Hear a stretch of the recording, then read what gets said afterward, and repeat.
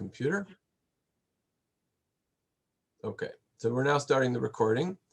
Hopefully I'll get the screen share right. You'll tell me if you see one slide or two. That will tell me if I'm doing it right.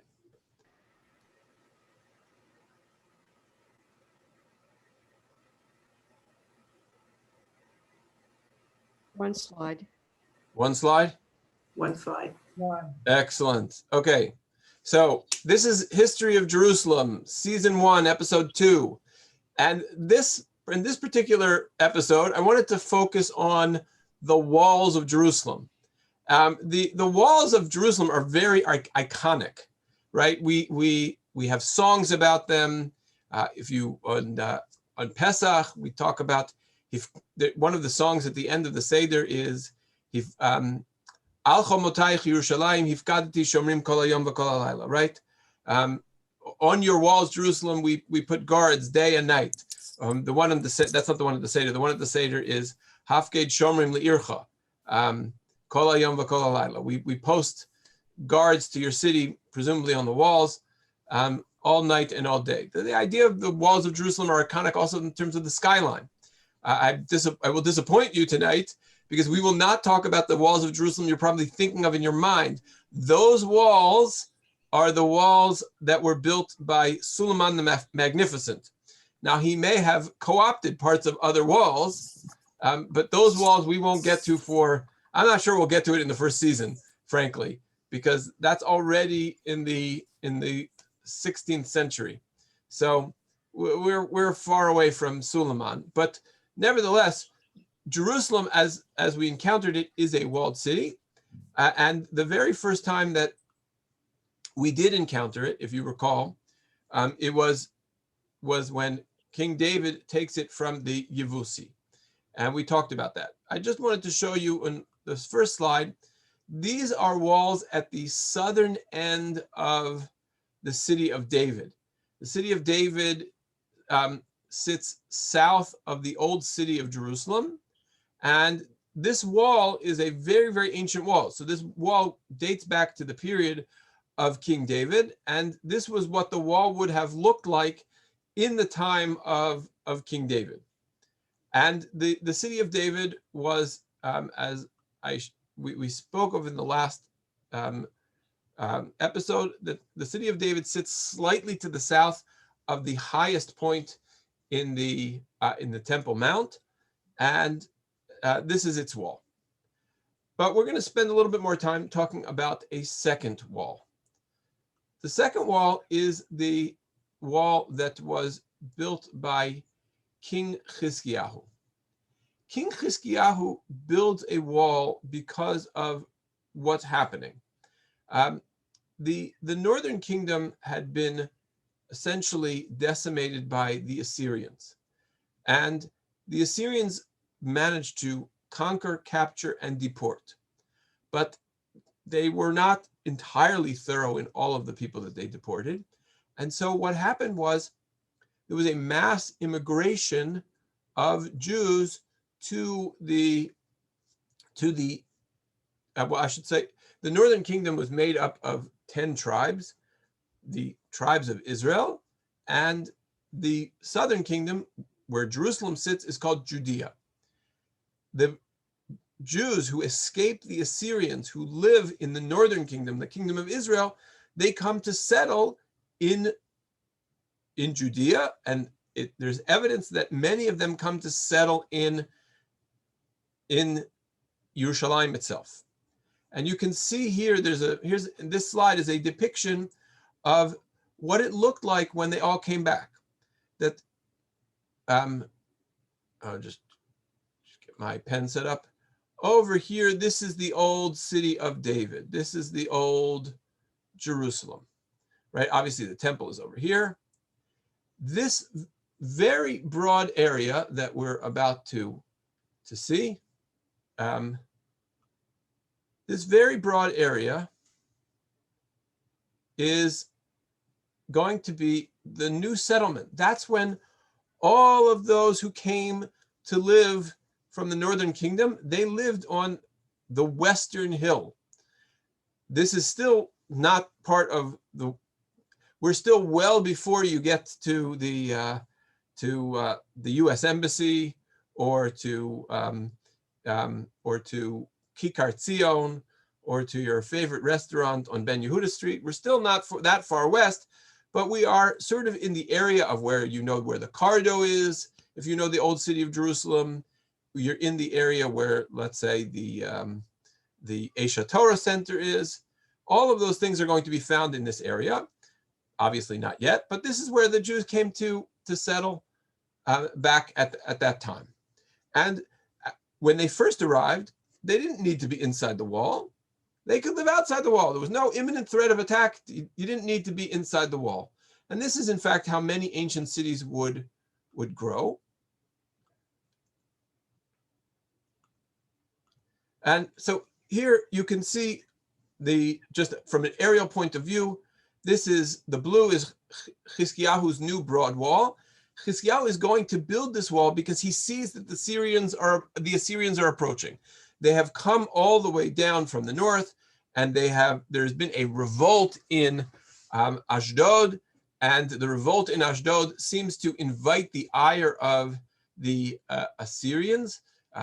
Interestingly, Yeshayahu, at least the words of the prophet say that he walked around naked. Most of the commentaries say he didn't walk around fully naked. He really just walked around with a minimum of clothing on to show that Jerusalem could have become enslaved, that you have to be very careful, you have to be wary of what's coming. And so at that time, given that warning, Chizkiyahu is going to build a wall. It's a very hastily built wall. It may be built within the series of only 2 years' time. And we have, in the early 70s, they actually were able to open up a portion of that wall. So once again, that the blue is the traced position of where that wall is. You'll see there's a little red spot. I'll just circle that red spot. I'm going to circle that red spot for you so you can see where it is. That red spot is right there. That is where the actual portion of the wall. I'm about to show you the picture of that, just to orient you in the city. The orange are the walls of Suleiman the Magnificent. And if you wanted to go to the Mamila Mall, you would need to be right over here. Okay, so that gives you a sense of where you are in Jerusalem. And this is the picture of the broad wall. That is the excavated portion of the broad wall. It doesn't look very impressive now, but you can see it's very hodgepodge. They sort of built the outer section and they just threw extra stuff in between in order to hastily put this wall up to protect Yerushalayim, or this new section of Jerusalem. And that new section of Jerusalem, again, comes from people coming back from the north. Another important feature of the construction of Jerusalem at this time is the development of Chizkiyahu's tunnel. So Jerusalem has a primary water source, and it's called the Gihon Spring. And the Gihon Spring sits just outside, or it did in the times of the Yevusi and the times before King Chizkiyahu. The spring was outside the walls of the city. And what Chizkiyahu does is he rechannels the spring so that it remains inside the city, giving him an advantage over any potential sieging army. And there's little question that he had the Assyrians in mind in terms of that particular. Here's an aerial view of what that looks like. Notice how the path of the water tunnel zigzags. This is extremely interesting, and it's extremely interesting based on the story that you're going to see in just a moment. I'm giving you a short 5-minute video. The good news about this video is you don't need to hear the sound. It's got subtitles. But I wanted you to get a sense of walking through Chizkiyahu's tunnel. Before I even tell you this, when people go to Israel, I ask them, have you done the tunnel tour? And they said, yeah, sure, we did the tunnel tour. We did the tunnel tour, the one that goes you go beside the walls of the Beit HaMikdash, and you see all the different strata, and you end up by I think the Church of the Holy Sepulchre on the other side. I said, no, you meant the wrong tunnel. That's a good tunnel tour, but it's not the best tunnel tour. The best tunnel tour is walking through the water tunnel of Chizkiyahu. So here is a little video that virtually takes you through that tunnel.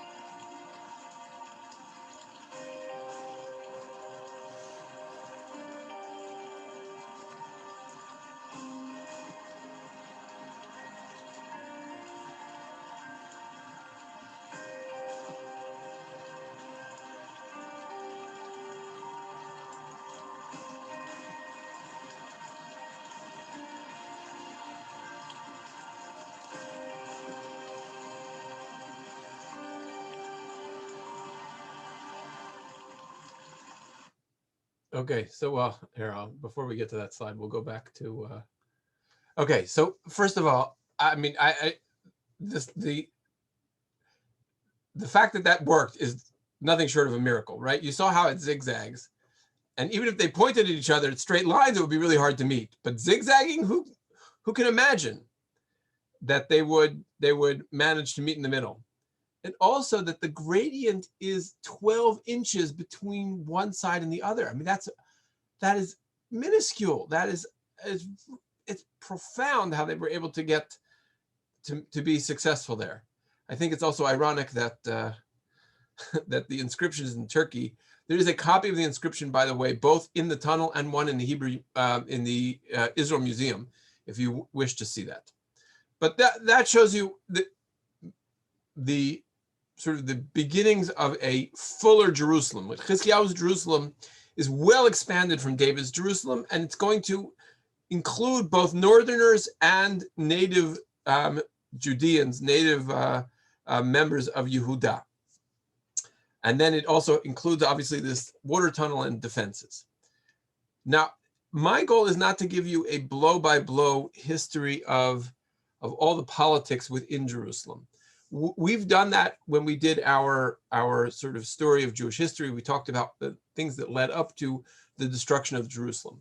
What I'm interested here is to give you a sense of foundation of the Jewish presence and expansion and roots in Jerusalem. And so very briefly, we have to just talk about the fact that the Babylonians ultimately the Jews didn't listen to Jeremiah, they did not listen to the prophets, and they ultimately allied themselves with the Egyptians. And in addition, they committed many spiritual crimes, not the least of which was taking Jewish people as slaves, also idolatry, and the temple went up in flames and it was destroyed. And the Jews are exiled to Babylon. And what happened? So here we just have record in Eicha, the scroll of Lamentations. This is written by the prophet Yirmiyahu. It says, Chashav Hashem lashchit chomat batzion, natakav lo heshiv yado mi balea, v'ya'avel chel v'choma yachdav umlalu. Hashem resolved to destroy the wall of fair Zion. He measured with a line and refrained not from bringing destruction. He made the wall and rampart to mourn, together they languish. Tab'u ba'aretz she'areha, her gates sunk into the ground. Ibad v'shiber bericheha, they smashed her bars. That's the bar. The bariach is the bar that holds the gate together. It firms the gate. Malka v'sareha, her king and nobles. Bagoyim ein Torah gam nevieha lo matzu chazon me'Hashem. Right, her king and her leaders are in exile. Instruction is no more. Her prophets too receive no vision from Hashem. So we have no prophecy. We have no nobility. The nobility has been carted off to Babylon, and the walls and the gates have sunk into the ground. So that's the end of, to a certain extent, of the architecture that I just shared with you. But in 538, things change. There's an edict that is put forth by Cyrus the Great that permits the rebuilding of Jerusalem. I've given you the text from the book of Ezra 1:3. It says, in the first year of King Cyrus of Persia, when the word of the Lord was spoken to Yirmiyahu was fulfilled, the Lord roused the spirit of King Cyrus of Persia to issue a proclamation throughout his realm by word of mouth, writing as follows. And this is Cyrus saying, go and rebuild your temple. So 538 was the edict of Cyrus, but not long after, the Samaritans send a letter to the Persian king opposing the restoration of the temple. And so that happens in 529. In 522, King Cambyses places an injunction against the building of the walls of Jerusalem. So they're supposed to build it. They have an edict from Cyrus, a miracle, Jews can come back, they can rebuild Jerusalem. But 16 years later, already the Samaritans, people are giving the Jews trouble. The Samaritans wanted to build it together. The Jews said no. Then the Samaritans turned against the Jews, and the Persian king Cambyses places an injunction against the building of the walls of Jerusalem.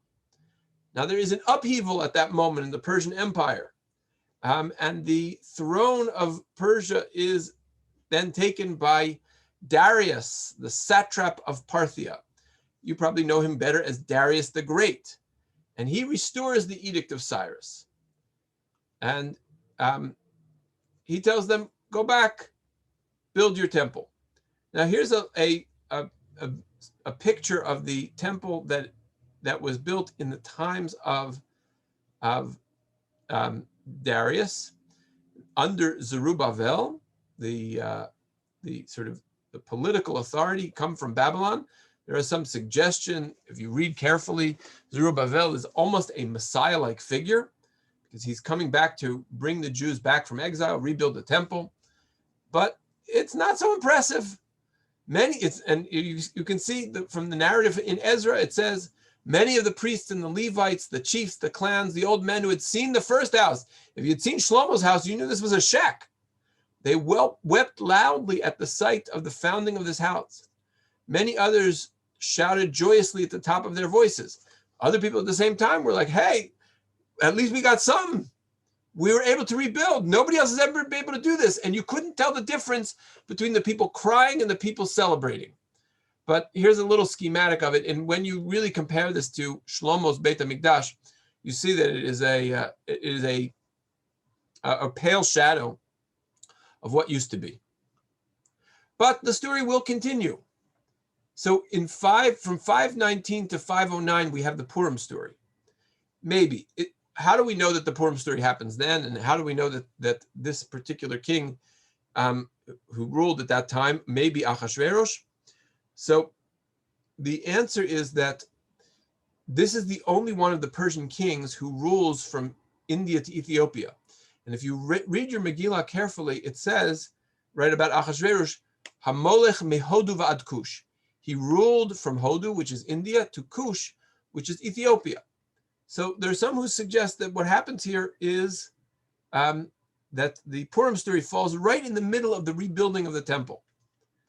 And after the Purim story, who reigns? Xerxes, the son of Darius. And then after him is Artaxerxes, who commissions Ezra to rebuild and beautify the temple.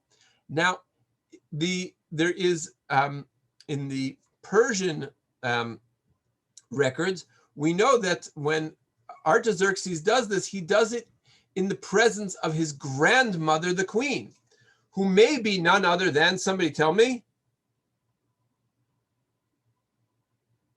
Esther? Yes, his grandmother, Queen Esther. So it could be that really the secret role that Esther has to play in the story, or should I say the second secret role that Esther has to play in the story, is to whisper to her grandson, no, help him build the temple already. They could use a little help, right? So that's just a conjecture, but I think it's a cute part of the story. And the next point is in our story, as we move through history, we meet a character named Nehemia. He is the cupbearer to Artaxerxes. It's a very important position. He has access to and for 12 years, Nehemia is sent off to Israel to build the wall. And he completes the wall in 52 days, which is absolutely stunning. And you can see from the narrative in Nehemia, it says the wall was finished on the 25th of Elul after 52 days. When all our enemies heard it, all the nations around us were intimidated and fell very low in their own estimation. And they realized that this work had been accomplished with the help of God, that the building of this wall must have been a miracle. Nobody else could have possibly done this so quickly. Now, Nehemia does this. It's not just he built a wall in 52 days. The Jews were under attack. He had to not only build the wall, he had to set up guards at night so that the wall would not be taken down by the enemies, the very same Samaritans who were waging political war several slides ago. And so this was no simple feat to get this rebuilt. This is a rendering of what the city looked like in the times of Nehemia. You can see over here that they preserve in this a little bit of the broad wall. The broad wall had been broken down and was not rebuilt by Nehemia. Nehemia builds a more conservative wall over what is essentially the city of David. And what you see here is there are three gates at the southern end. So there's the sheep gate, there's the Tower of Mea, which means that this one here is the Tower of 100, and there's the Tower of Hananiel. We'll get to each of these, but what I want to share with you is the Sheep's Gate. The Sheep's Gate has a bit of a history because now it appears that the Sheep's Gate was a secret passage. We seem to end every one of these with talking about a secret passage in Jerusalem. So here, this is Masechet Midot. Masechet Midot is the rabbi's description of how the Beit HaMikdash was built. And so it gives us all of the various different measurements and parts of the Beit HaMikdash. So here it says, in this particular mission, I'm going to show you just one little part of it. It says that Era Keri Be'echad Mehem, if one of the priests had a seminal emission that would render him impure, Yotzei v'holech lo b'misibah holecha tachat habira. He would go through the passageway which goes under the bira. The bira means the capital, but in this case it refers to the Beit HaMikdash itself. V'anerot dolkim mikan u'mikan. There were candelabras on either side. Ad shehu magia lebeit hatfilah, until he gets to the section of the mikvah. The Beit HaTfilah essentially means the house of immersion, the mikvah. Rabbi Elazar ben Yaakov says, this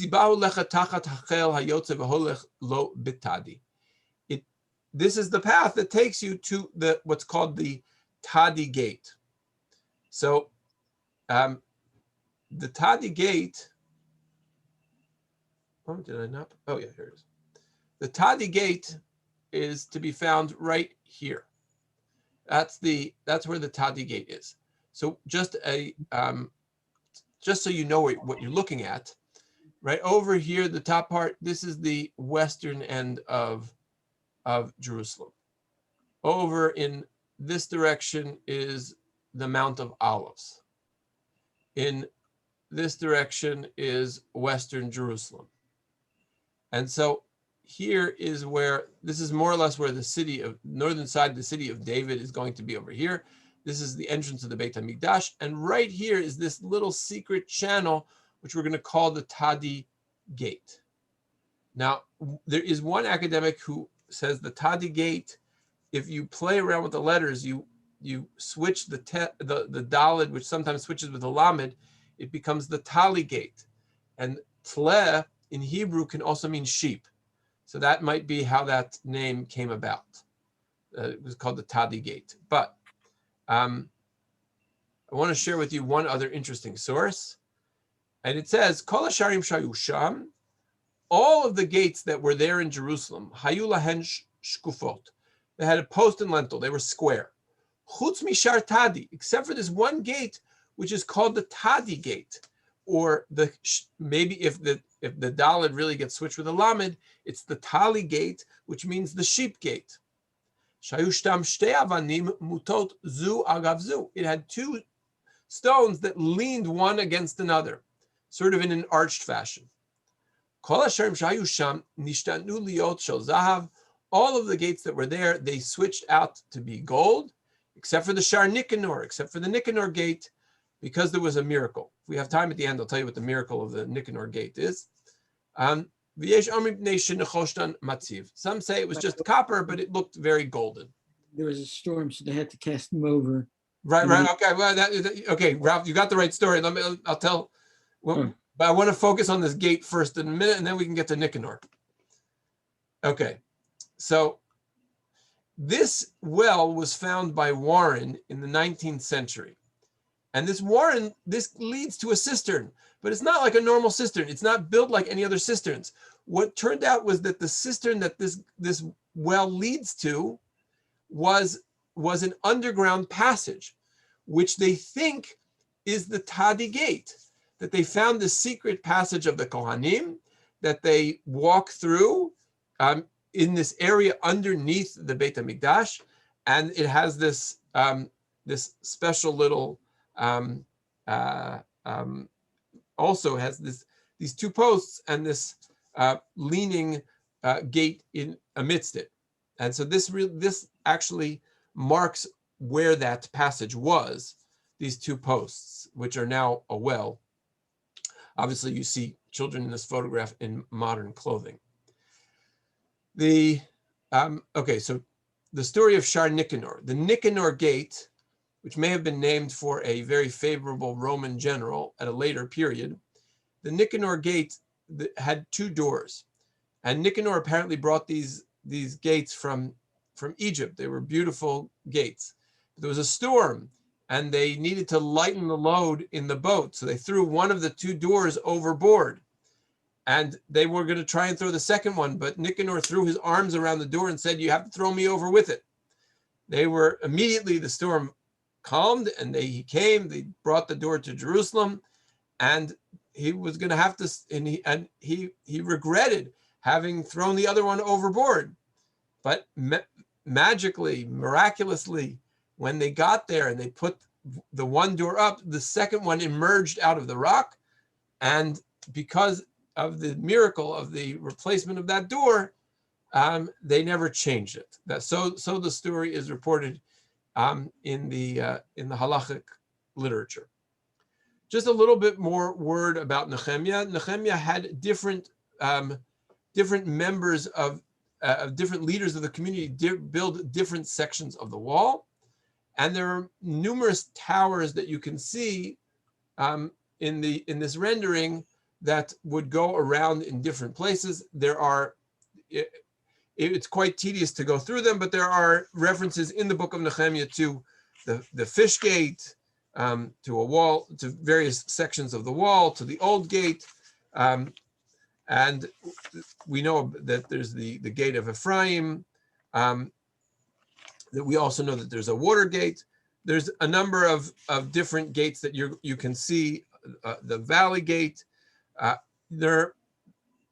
don't want to belabor you with excessive detail, just to let you know that there were multiple sections of the wall all being constructed at the same time, and various people came to shoulder the burden of their particular sections of the wall. So that more or less ends this particular section. I was supposed to do this. I'm trying to keep these to 30-minute segments, so I more or less succeeded. Maybe I run a little bit over time. But this gives us a picture of the construction of the walls of Jerusalem up to the times of the first rebuilding of the Second Temple. The reason I say the first rebuilding of the Second Temple is because the next phase of construction that we're going to have to look at is a Roman phase. The Roman phase is going to come in after the year 63 BCE, and is going to be the most industrious Jewish builder, is going to have to be the subject of our next installment. And what's his name, everyone? Herod. Very good. Right. So Herod is our next builder. We will look at his contributions to the building of the city, and I would say also the militarization of the Temple Mount would be his other great contribution. All right, so I guess it's a good time for me to open up for questions if anybody has them. Rabbi, I've got a question. The cistern that you showed us just before the last slide that might have led to the Tadi Gate, where is that cistern located now? Okay, so I would say when you go down to the western wall, and let's say you're right there where the bus loop is, if you go far to your right, there's an archaeological park and the Davidson Center for that gives you a virtual tour of the temple. Just at when the temple walls turn from to the left, that's where you would find the Tadi Gate. In other words, where the temple walls turn, the wall that you're facing is the western wall, and then as it goes around, I guess counterclockwise, it's going to be the northern wall, and that northern wall is where that Tadi Gate would have exited. Also possibly the Sheep Gate. Okay. Is that okay? Yeah, thank you. Sure.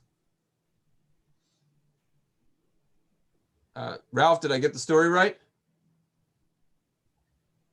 I hadn't realized I wasn't on mute. I was just talking to Vivian. Oh, okay, so I did get the story right. Yes, I remember the gates came from Lebanon, but the basic idea is the same. Hold on, I looked at hold on. It says La Alexandria, Shamitzrayim. Right. Okay.